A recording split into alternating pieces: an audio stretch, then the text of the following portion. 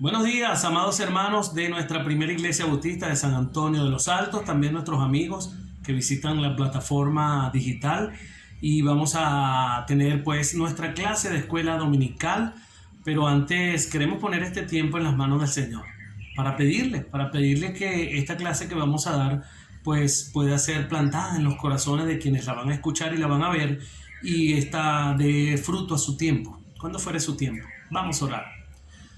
Amado Padre Celestial, a ti sea la gloria, la honra, el honor y el poder. Señor, te alabamos en la mañana de hoy. Te damos las gracias por esta oportunidad que nos brindas de poder estudiar tu palabra. Queremos que la misma llegue a los corazones de todo aquel que vaya a ver y a escuchar esta clase, y que pues sea sembrada en los corazones para que podamos aplicarla en nuestras vidas, y sobre todo hoy, en una clase tan importante como es estudiar la oración que tu Hijo Jesús nos enseñó y les enseñó a sus discípulos.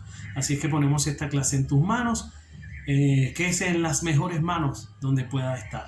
Amén, amén y amén. Bueno, amados hermanos, la semana pasada comenzamos este estudio sobre esa oración que el Señor Jesús le dejó a sus discípulos en el marco del Sermón del Monte, y que pues ha quedado para todos nosotros, para todo aquel que dice ser discípulo del Señor. El Señor le dijo a sus discípulos la mejor forma para orar. Sí, había una forma de orar, pero Él les dice: ustedes cuando oren, oren así.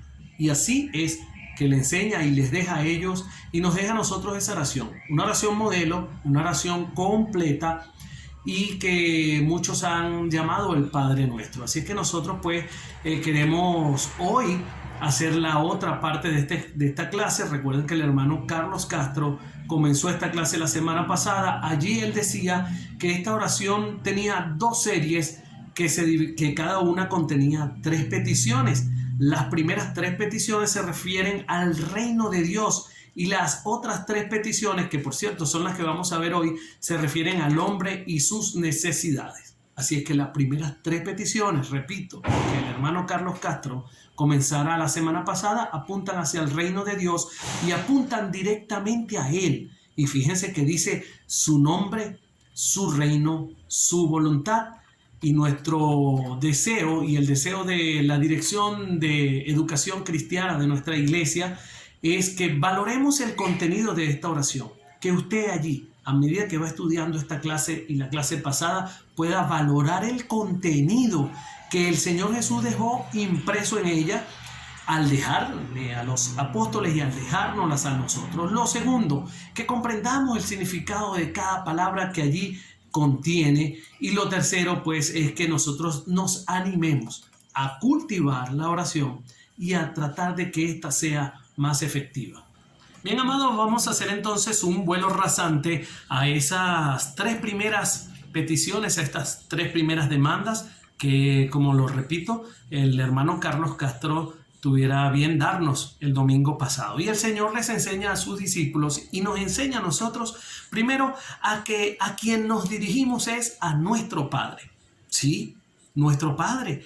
Y debemos hacerlo entonces con la confianza suficiente a la que un hijo le pide a ese Padre. Somos hijos del Señor. Esto gracias, por supuesto, al Señor Jesús. Y fíjense ustedes que el Espíritu Santo da testimonio a nuestro espíritu de que lo somos. Así es que somos hijos de ese Padre. No es un Padre cualquiera, no es un Padre con defectos, con debilidades. No, es un Padre poderoso, es un Padre santo, es un Padre creador de cielos y tierra, y es un Padre pues creador y sustentador de todo.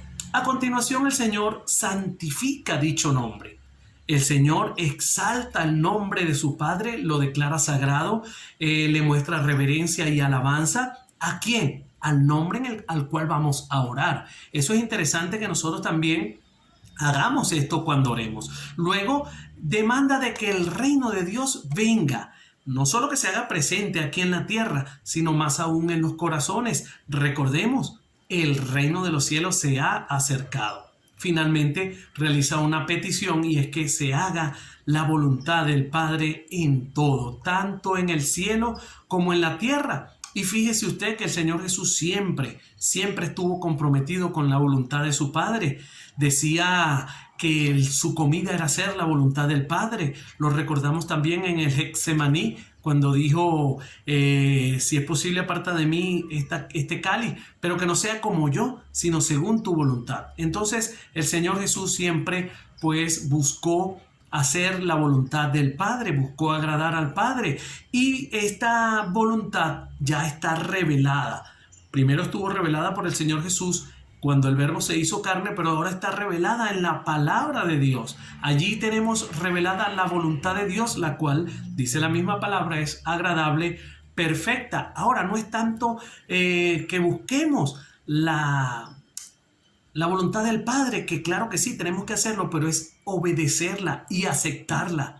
Aceptar y obedecer la voluntad del Padre una vez que nosotros la sepamos. Así que ahora vamos a revisar las otras 3 demandas divinas, que es la clase que nos compete, que se refieren al hombre y a sus necesidades, y así vamos entonces a continuación a comenzar nuestra clase. Amados, y si antes habíamos dicho que apuntábamos hacia Dios y hacia su reino cuando decíamos su nombre, su reino y su voluntad, ahora comienzan las cláusulas o demandas que nos involucran a nosotros, porque ahora es nuestro pan, nuestras deudas, nuestras tentaciones, nuestros males.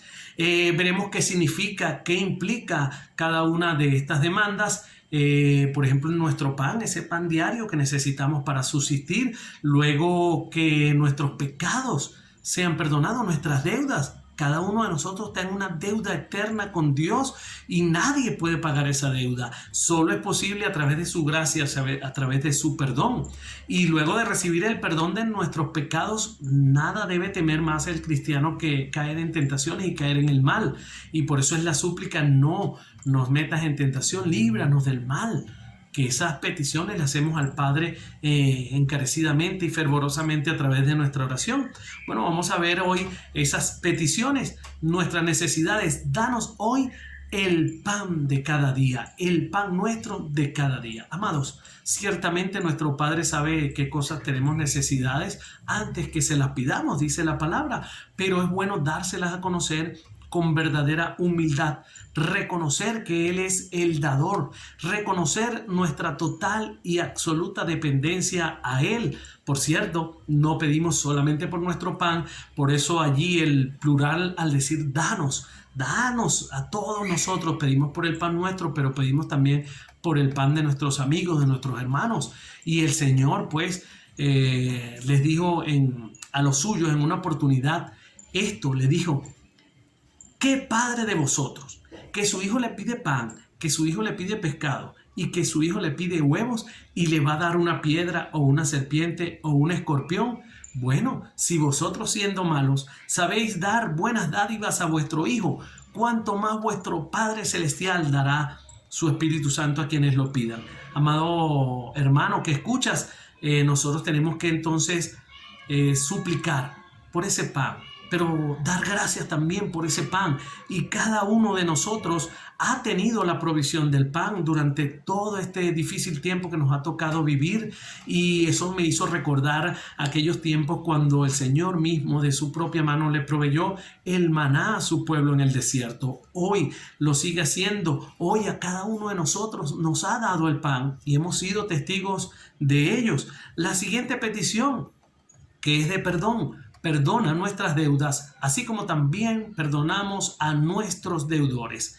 Al ser imperfectos a causa del pecado, cada uno de nosotros está en una deuda, lo decíamos hace unos breves momentos, estamos en deuda con nuestro Padre. Recuerde, por cuanto todos hemos pecado, todos estamos destituidos de la gloria de Dios. Por cuanto todos pecamos, entonces estamos en una deuda moral, espiritual e incluso ética, y aquí suplicamos entonces que el Padre Celestial, mi Padre, tu Padre, que nos perdone a nosotros, y Él es fiel y justo para hacerlo. Ahora bien, sabemos que la condición para obtener este perdón es el arrepentimiento y la disposición de no volver a pecar.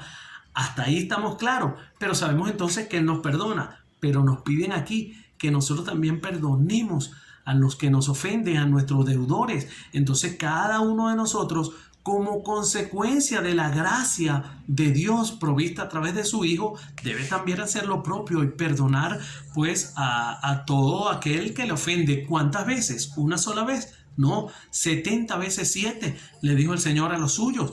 Entonces tenemos que hacerlo, pero eso solo se puede hacer cuando Cristo reina en tu corazón y tienes ese corazón puro para hacerlo. Finalmente, amados, imploramos al Padre que nos libre del mal y de las tentaciones. El apóstol Juan dice que el mundo está bajo el maligno, allí estamos claros.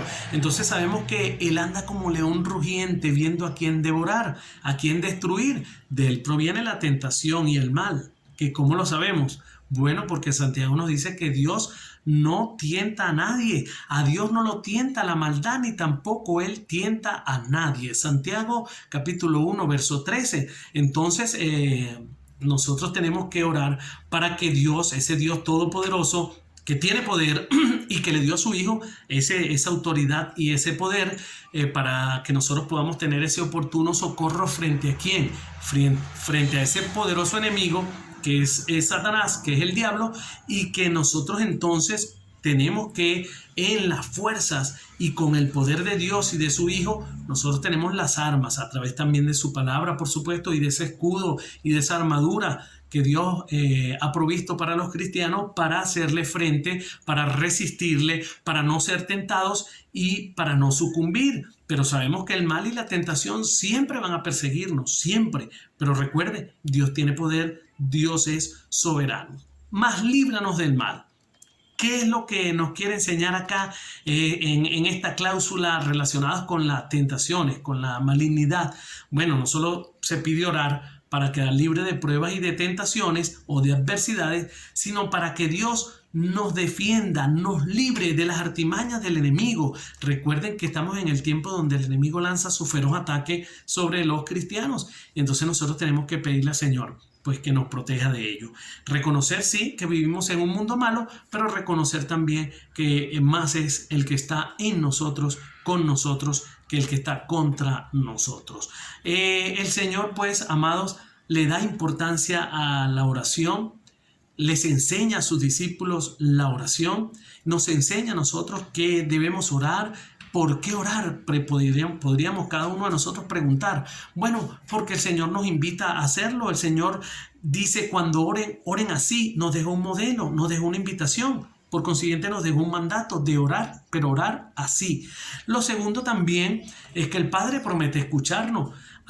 Dice la palabra que sabemos que Él nos oye si le pedimos algo que a Él le agrada. Primera carta de Juan, capítulo 5, verso 14. Y también porque la oración tiene poder. Efesios capítulo 3, verso 20 dice, Dios tiene poder para hacer mucho más de lo que le pedimos. Ni siquiera podemos imaginar lo que Dios puede hacer para ayudarnos con su poder. Así que, amados hermanos, ya lo saben, la oración modelo tiene 2 series de 3 peticiones. Una apuntan a su reino, su nombre, su voluntad, su reino. Las otras apuntan hacia nosotros, hacia nuestras necesidades, nuestro pan, nuestras deudas, nuestros pecados, nuestra liberación del mal. Así que nosotros tenemos que, pues, guiarnos por esta oración modelo. Nosotros tenemos que analizar el contenido. Les pido que sigan ahondando, que sigan investigando en sus Biblias con comentarios bíblicos acerca de todo hacia lo cual el Señor apuntó para que nuestra oración sea más efectiva. Ese es nuestro sincero deseo. Así que, amados hermanos, vamos a reflexionar en esta tarde y toda la semana sobre la oración, la importancia de orar, cómo hacerlo eficazmente y luego nosotros animar a otros. Vamos a orar, llamar a nuestros amigos, a nuestros familiares, hacerlo en nuestra casa, orar juntos como familia para que el enemigo no pueda entrar en nuestros hogares, en nuestras iglesias y mucho menos en nuestra nación.